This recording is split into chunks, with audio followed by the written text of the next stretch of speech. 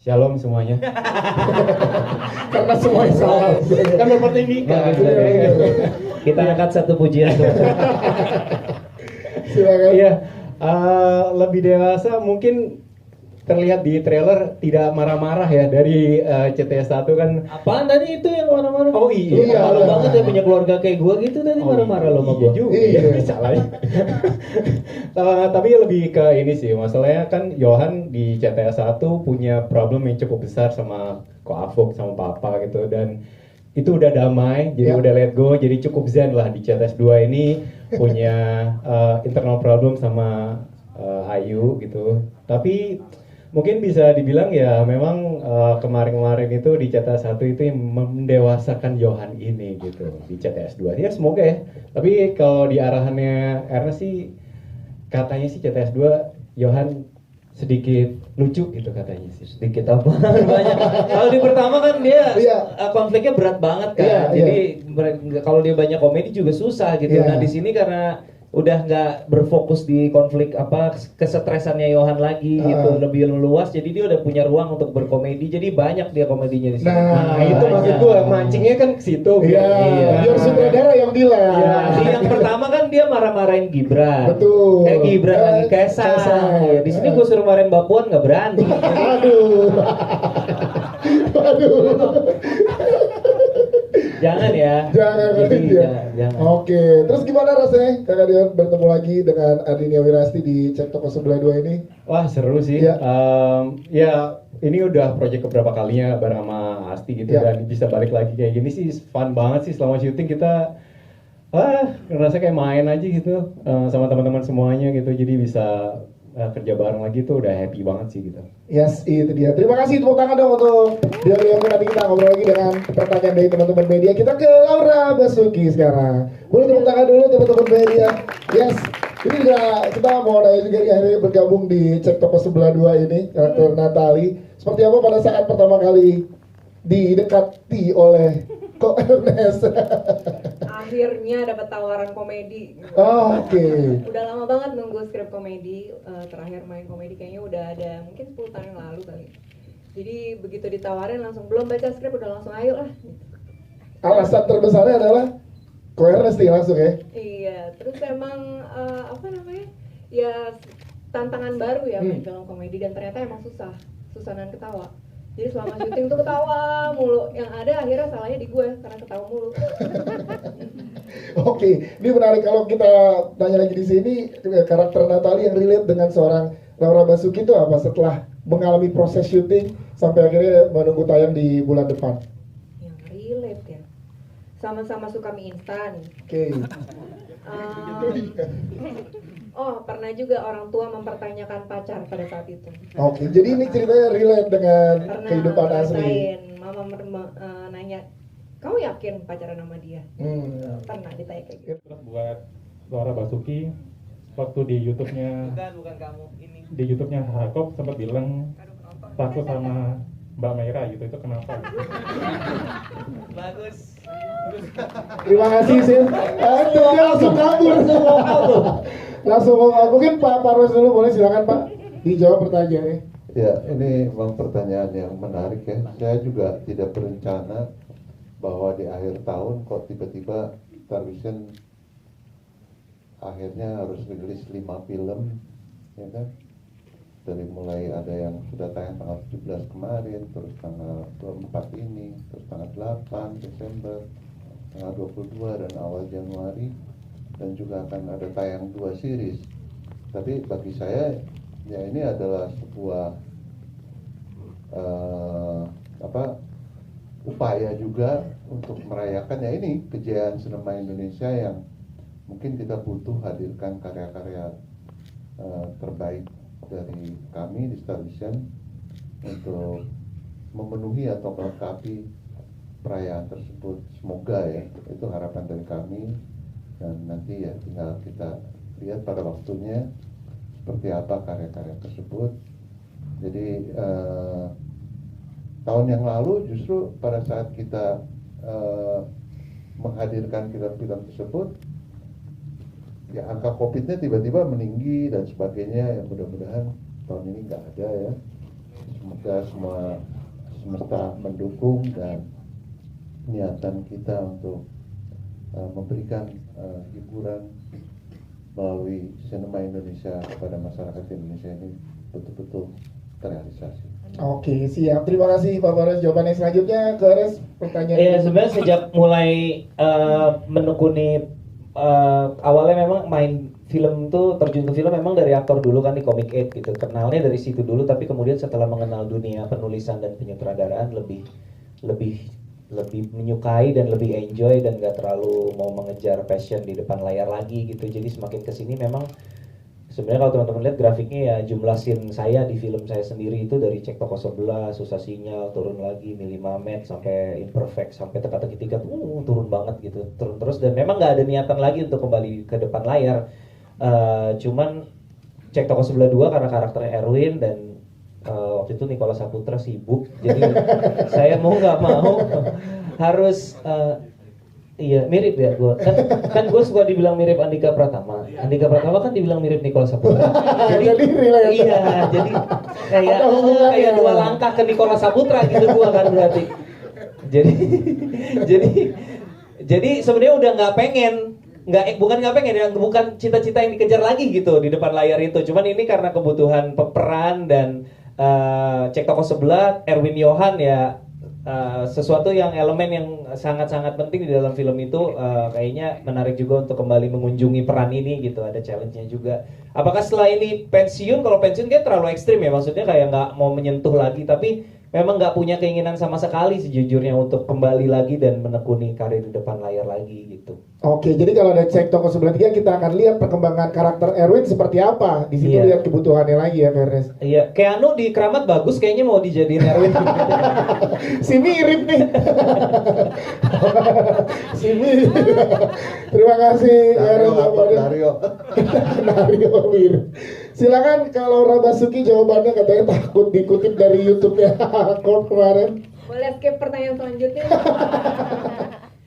Sebenarnya statement itu bukan untuk diulang lagi, Mas. Apalagi depan orangnya. Mas Abbas nih memang ya. Jadi gini. Sebenarnya lebih ke nggak enak hati. Karena adegannya kan banyak yang romantis, lucu-lucu. Sama suami yang istrinya juga ada di lokasi di depan monitor dan mendirect gitu, lebih ke nggak enak aja. Belum pernah ya kayak gitu ya? Belum pernah, cuman ya ketika udah on cam lupa tuh, begitu off cut langsung Mera gimana ya gitu. Langsung nengok, Mei aman nggak ya Mei? Jadi minta approval dulu sama dia. Aman nggak Mei gitu. Oke, jadi ke situ ya, dari situasi seperti itu Mas Abbas. Oke, aman? Siap, terima kasih. MB-nya kita suruh komentar. Coba, DPR gimana DPR? Saat melihat di layar. Kasih nih Mas buat teman. Iya. Apakah pengen buru-buru ngekat? Enggak sih, sebenarnya sejujurnya ya, kalau lihat Ernest, maksudnya Ernest sama Laura ini yang aku tuh nyaman banget ngelihatnya walaupun ada di situ. Justru sebenarnya sih aku juga nyaman sama Laura. paling nyaman ya sama Laura. Iya, nyaman sama Kelihatan kok. Oh, rilis sebulan lagi nih guys. Iya. Rilis sebulan lagi nih. Ya lumayan kan buat clickbait ya Pak. Iya kan? Udah ngerti Iya. ya. Lumayan buat clickbait. Iya, jadi sebenarnya sih kalau buat gue ya karena udah biasa, maksudnya ngelihat kayak gitu, being there on the monitor itu better daripada nggak ngelihat sama sekali gitu. Kayak kalau ngeliat udah jadi itu tuh kan kayak udah punya, mungkin kita jadi mikir oh ini gimana ya pas gitu, tapi karena ada di lokasi syuting dan ngelihat sendiri gitu gimana dan ngedirect juga, maksudnya lebih ini gitu kan, itu jadinya udah lebih kayak kerja gitu hitungannya. Jadi jadi nggak ada lagi tuh bumbu-bumbu yang aduh dia ngapain, gimana ya kok deket-deket banget kok bersentuhan gitu kan. Udah nggak ada pikiran itu. Tapi kalau gue sebenarnya kalau ke Laura tuh karena Laura tuh orangnya cool banget, lempeng. Jadi gue tuh juga nggak bisa yang bener-bener kayak kayak gitu, karena dia juga orangnya agak introvert banget gitu ya. Jadi kita juga memang ya mungkin bisa dibilang memang apa ya, profesional aja gitu. Itu mungkin sih ya yang membuat Laura jadi nggak enak sama gue juga sama Laura nggak bisa bener-bener kayak gimana banget karena dianya juga introvert, jadi gue takut ngeganggu gitu-gitu loh. Karena yang kayak di YouTube itu bener, Laura itu bisa bener-bener nggak pakai handphone, dia tuh cuman diam duduk gitu kayak gini gitu. Kalau orang lain kan ada yang nonton, ada yang ngobrol, ada yang main handphone lah. Pasti itu handphone tuh jadi teman banget kan. Kalau Laura tuh benar-benar bisa kayak diam. Ini nggak di set ya, bukan lagi duduk di set. Bukan, Iya. Di luar, Lagi di luar nunggu, set. lagi misalnya. nunggu. Dia tuh bisa kayak gitu, bener-bener diam gitu. Kayak gini nih, diamnya kayak gini ya. Iya. Iya. Dia tuh diam ya. Gua rasa dia tuh diam gini tuh ngeliatin orang. Bajunya nggak oke banget sih. Oke. Dia lagi ini sebenarnya lagi menilai semua. Lagi ngejudge. Ya Oke, jadi kayak gitu kondisinya ya. Jadi Siap. mungkin itu karena kita lagi sama-sama banyak pikiran juga kali ya. Ya. Enggak alau apaan sih? Apa tau? Ko Ernest coba tolong tengahi. Gimana ini? Enggak, sejujurnya, tapi gue nggak boleh cerita karena itu scene-nya nggak bisa gue ceritain ya, karena Yes. spoiler. Tapi jujur ya, ada satu scene yang itu salah satu scene klimaksnya lah gitu, penting banget di film ini. Salah satu scene kami berdua, dan justru di skenario tuh gue udah berusaha menjaga perasaannya dia gitu. Jadi gue rancang sedemikian rupa supaya gimana caranya supaya Mera jangan nggak nyaman ngelihatnya gitu. Ya. Tapi ketika kita latihan malah dia yang komplain, ya kurang mesra kalau kayak gitu, Oke. nggak believable gitu. Oh Betul ya kan, saya bisa lihatnya apa ya gitu, kan, saya kan ya. cuma nurut aja kan maunya dia kan. Ya saya nurut lah gitu. Kalau nggak nurut Jadi nanti seperti- salah. Ernest sama Mera, mungkin saya mau menegaskan lagi 6 tahun akhirnya dari awal dari pertama hingga kedua ini sih sebenarnya apa sih mungkin yang menjadi keresahan Ernest dan Mera juga sebagai suami istri yang mempunyai anak juga, mungkin ada unsur-unsur apa sih yang menjadi keresahan dan mungkin menjadi sebuah pesan dari film ini yang mungkin menjadi sebuah hal yang menempel di penonton ketika penonton setelah ini. Itu yang pertama. Mungkin keributan-keributan apa yang kalian obrolkan segala macam, apa yang menjadi perdebatan segala macam, itu kan menarik juga ya buat kita. Itu yang pertama. Yang kedua, buat Mbak Laura sama Mas Dion, ketika menjalani peran ini ada nggak sih hal-hal mungkin yang relate atau hal yang pribadi yang mungkin ketika untuk pendalaman dipakai gitu, misalnya pengalaman dengan keluarga, dengan mertua, dengan pasangan seperti apa dan seberapa besar perannya itu. Ketiga buat Widuri ini kan sukses sebelumnya dengan gelar Indonesia Movie Award ya, sukses terus berkarya buat Widuri sendiri. Untuk pendalaman karakter di sini seperti apa? Apakah ada semacam nanya dengan Bapak juga atau seberapa besar sih peran Bapak untuk Widuri dalam peran ini? Sekali lagi sukses Ernest, cek sebelah bisa menginspirasi banyak orang, terutama anak-anak muda ya, untuk bisa lebih baik hidupnya. Terima kasih. Amin. Terima kasih Mas Thomas. Silakan Ernest. Jadi kalau kaitannya sama kehidupan pribadi ya, sekarang anakku yang besar udah 2 hari yang lalu baru ulang tahun ke-13, udah remaja, udah SMP. Kita aku sama istriku banyak struggle lah soal menjadi orang tua di era seperti ini gitu. Harus gimana sih gitu. Cuman at the end of the day kita merasa mungkin pesan di film ini yang juga sebenarnya pesan yang kita tujukan kepada diri sendiri gitu. Pesannya sebenarnya pesan utamanya sebenarnya cukup lumayan berat gitu. Pesannya bahwa orang tua itu tidak selalu tahu yang terbaik buat anaknya. Itu sebenarnya pesan utama yang mungkin tidak kita dengungkan secara dialog, tapi kalau teman-teman nonton sebenarnya itu salah satu pesan utama film ini. Itu sekaligus buat pengingat buat kami gitu sebagai orang tua gitu. Jadi bukan berarti kita juga sudah bisa mempraktekkan itu, tentunya easier said than done gitu ya. Tapi kita selalu pengen berusaha untuk ya udah kita setiap anak punya jalannya masing-masing, belum tentu itu sesuai sama apa yang kita pikirkan atau inginkan. Itu sih. Yes. Kamera mungkin mau menambahkan? Ya sih, itu yang paling pengen kita iniin tuh sebenarnya the big picture-nya gitu ya. Payung utamanya itu adalah orang tua nggak selalu tahu yang terbaik untuk anaknya, karena sebagai anak kita pasti akan ngerasa ada kayak gitu kan ke orang tua kita. Tapi ketika kita udah jadi orang tua, kita akan ngerasa kalau udah deh ikut aja deh, mama papa tuh tahu ini yang terbaik buat kamu, dan itu tuh kerasa banget. Dan kadang-kadang kita jadi kayak ntar dulu, kok kita jadi mengulangi sesuatu yang selama ini menurut kita nggak oke gitu, tapi kok kita jadi ngulang gitu kan. Nah jadi memang ini tuh udah jadi cycle lah ya, udah jadi sesuatu yang udah pasti kayaknya most parent akan seperti itulah gitu, karena pasti kita punya kayak takut anaknya gagal, takut anaknya hidupnya nggak oke. Kayak tadi kan ada Agnes, mamahnya Natali yang bilang, kamu yakin mau nikah sama Erwin? Pertanyaan itu keluar kenapa? Karena pasti ada sesuatu yang mengganggu ibunya, kayak yakin loh gitu. Kalau menurut gue sih enggak ya. Nah itu kan sebenarnya pemikiran orang tua yang rasanya tahu lebih banyak gitu daripada anaknya. Tapi gimana caranya kita semua gitu, termasuk aku dan Ernest juga sangat-sangat belajar banget. Semakin besar anak, semakin banyak hal-hal atau keinginan dia yang tidak sesuai dengan kita. Tapi gimana caranya kita harus bisa menjembatani, tidak yang langsung ya udah deh terserah kamu gitu, tapi kita diskusikan, kita ngobrolin, kita cari sesuatu yang bisa jadi jalan tengahnya gitu. Jadi lagi-lagi dari semua film Ernest gitu ya, benang merahnya mungkin adalah komunikasi, apapun diobrolin gitu. Jadi kayak semuanya tuh mungkin ya memang harus sama-sama ngomong, karena tidak ada yang bisa membaca pikiran satu sama lain. Kalau tidak diomongin, tidak didiskusikan, mungkin itu tidak akan pernah bisa selesai gitu. Oke, siap. Terima kasih Temera dan juga Ko Ernest. Selanjutnya Dion dan juga Laura boleh dijawab pertanyaannya, ada hal relate apa yang real life diaplikasikan ke sini? Gue dulu soal jawaban gue pendek. Saya tipe aktor yang tidak pernah membawa pengalaman masa lalu atau mencari-cari kesamaan peran dengan kehidupan saya gitu. Jadi pasti saya create sesuatu yang baru lagi. Dion. Oke, siap. Service over.